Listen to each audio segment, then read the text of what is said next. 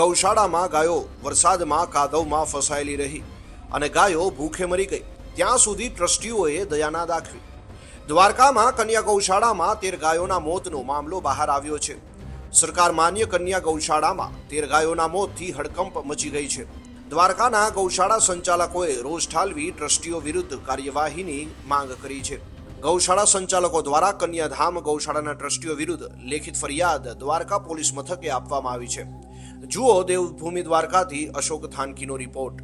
યાત્રાધામ દ્વારકાને એ પણ કૃષ્ણની માતા જે કહેવાય અને તેને ભૂખના લીધે જો આવી રીતે મરવાનું થતું હોય, તેને મૃત્યુ વૈકુંઠધામ જવાનું થતું હોય તો આ ખરેખર ટ્રસ્ટીઓની જે શબ્દો બોલતા હોય ને કે આ ટ્રસ્ટીઓની બેદરકારી છે। આ બેદરકારી નથી, આ ટ્રસ્ટીઓ દ્વારા કરેલી ગૌ માતાની હત્યા કહેવાય। અને આપણા દ્વારકાના જ શંકરાચાર્યજીએ કહેલું છે કે ગૌ માતા એ ધરતીની માતા છે, આ પૃથ્વીની માતા છે।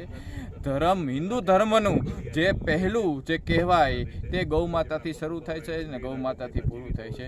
જો તમે ગૌ હત્યા કરશો તો હિન્દુ ધર્મની તમારી હત્યા થશે।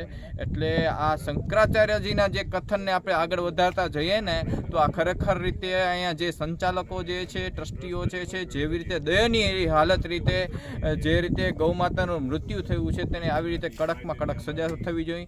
કન્યાધામ ગૌશાળામાં ઉપર સરકાર માન્ય લખેલું છે તો આમાં સરકારની જવાબદારી એ આવે કે સરકાર આ વસ્તુની તપાસ આદરે છેક સુધી આમાં જેને પણ જે બેઠક, જે એસઆઈટી કે જે કંઈ તેની સરકારની જે યોજના કે જે કંઈ એનો વિભાગ હોય તેને આખી વ્યવસ્થા એની બેસાડે અને અંતરૂની તપાસ કરે કે આ ગૌમાતાના નામે કેટલો આ લોકોએ ફાળો કર્યો છે અને કેટલાનું કૌભાંડ આચર્યું છે। તો એ ગૌશાળાના જે પણ ટ્રસ્ટીઓ છે તેના વિરુદ્ધ કડકમાં કડક કાર્યવાહી કરે એવી અમારી ગૌ સેવા, જે દેવભૂમિ દ્વારકા જિલ્લાનો ગૌ સેવા જે અમારો જે પરિવાર છે તે દ્વારા માંગણી કરવામાં આવી છે।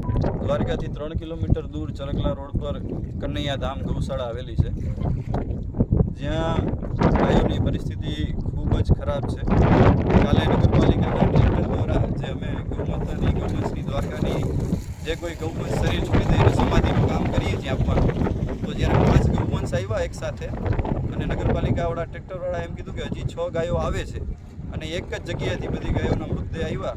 એટલે અમે ત્યાં દોડીને ચાલ્યા ગયા અને જોયું તો ત્યાં હજી ઘણી બધી ગાયો જે એવી હાલતમાં હતી કે જે બચે કે નહીં પ્રભુના હાથમાં છે અને ગાયોના કંકાલ પડેલા છે। કંકાલ થતાં કેટલો સમય લાગે ત્યાં સુધી કોઈ ટ્રસ્ટીને કે કોઈને એટલો સમય નહોતો કે આ ગાયને આવીને કાઢે કે એને કંઈ ખવડાવે કે એને કંઈ પીવડાવે।